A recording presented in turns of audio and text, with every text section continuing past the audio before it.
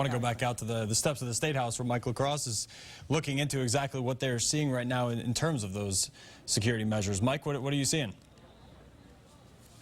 Nick, we moved up the steps from the Common literally onto Beacon Street now, which you can see behind me. They're preparing to shut down with some of the DPW equipment, these trucks that they've brought in to prevent any sort of car situations. There are plenty of police officers around, as we've been reporting, over 500. I also want to show you state police, heavy presence of state police in front of the State House as well. And I know you folks were just talking about how this is August and this is a tourist season. I want to point out there's a Segway tour here just in front of the State House, and several folks that I have spoken with are here on vacation and did not know about this protest and the counter-protest here, but they tell me they do feel safe in the city. Now, I want to pan over here. If Phil can come over here, there's a lot of folks that are gathered here that have been here throughout the day to listen to the speaking program.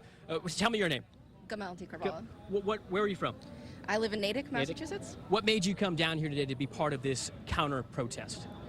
I felt it was important, like my friends, to come out and stand against white supremacy and fascism and Nazism in America. Hate is not something that should be acceptable in our country, and it's important to come out and say so, and wanted to make sure that our voices were being counted and that our physical presence was going to outweigh any physical presence of anybody spewing hate or bigotry.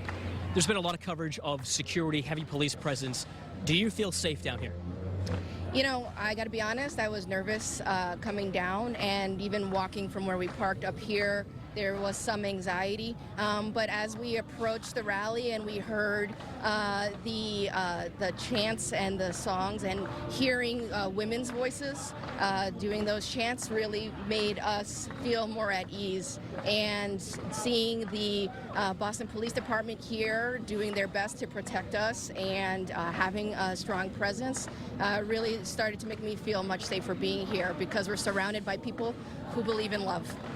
Thank you. Thanks for your time. Again, we're here at the State House corner of the Boston Common, where there's a speaking program underway now. It started about 20 minutes ago. It is set to go until about 1 o'clock today. And then this Stand for Solidarity counter demonstration. These folks will then march on the Common heading down towards Beacon Street and join up with the other counter-protesters that are heading here from the Roxbury area. But again, we are here at the State House section of the Boston Common. Heavy police presence.